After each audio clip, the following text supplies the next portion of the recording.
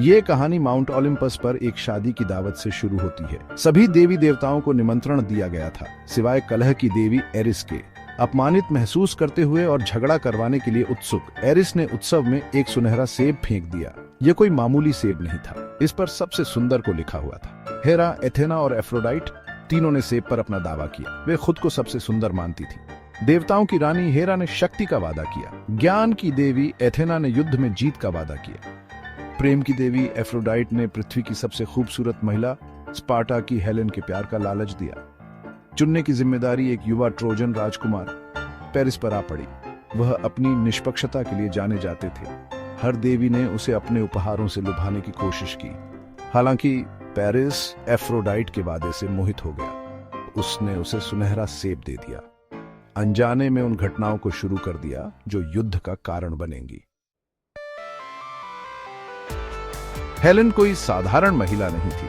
वह अपनी खूबसूरती के लिए मशहूर थी। दुर्भाग्य से उसकी शादी स्पार्टा के राजा मेनेलॉस से हो चुकी थी।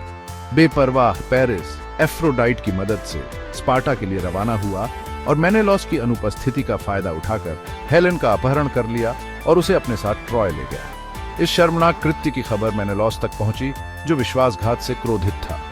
उसने अपने भाई माइसीने के शक्तिशाली राजा एगेमेमोन को बुलाया। एगेमेमोन ने आह्वान का उत्तर दिया। ग्रीक नायकों को अपने पक्ष में किया। उनमें से भयंकर योद्धा अकिलीज, चालाक ओडिसियस और पराक्रमी एजेक्स थे। उन्होंने मिलकर जहाजों का एक विशाल बेड़ा इकट्ठा किया। वे हेलेन को वापस लाने और अपने सम्मान के अपमान का बदला लेने के लिए दृढ़ संकल्पित होकर ट्रॉय के लिए रवाना हुए। यूनानियों ने 10 साल तक ट्रॉय को घेर रखा था। राजा प्रियम और उनके बेटे बहादुर हेक्टर के नेतृत्व में ट्रोजन ने बहादुरी से लड़ाई लड़ी। देवताओं ने स्वयं संघर्ष में पक्ष लिया।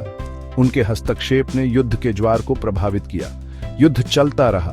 दोनों तरफ अनगिनत लोगों की जान चली गई। यूनानी ट्रॉय की अभेद्य दीवारों को भेद नहीं सके।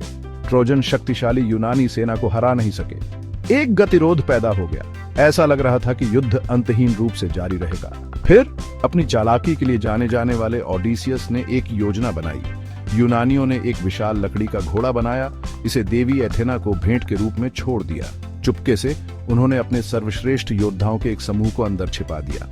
यूनानी बेड़ा फिर घेराबंदी छोड़ने का नाटक करते हुए रवाना हो गया। ट्रोजन घोड़े को उपहार मानते हुए उसे अपनी शहर की दीवारों के अंदर खींच ले गए, अंदर छिपे खतरे से अनजान। अंधेरे की आड़ में यूनानी योद्धा घोड़े से बाहर निकले। उन्होंने शहर के द्वार खोल दिए, जिससे बाकी यूनानी सेना ट्रॉय में घुस गई। बेखबर शहर पूरी तरह से बेखबर पर कब्जा कर लिया गया। ट्रॉय गिर गया। यूनानी विजयी हुए, लेकिन उनकी जीत कड़वी थी। कभी महान शहर खंडहर में तब्दील हो गया, उसके लोग गुलाम हो गए या मारे गए। युद्ध ने दोनों पक्षों पर एक अमिट छाप छोड़ी थी, जो अभिमान, वासना और प्रतिशोध के विनाशकारी परिणामों का प्रमाण है। ट्रोजन युद्ध एक सावधानीपूर्ण कहानी के रूप में कार्य करता है, जो हमें ज्ञान, संयम और युद्ध की निरर्थकता के महत्व की याद दिलाता है।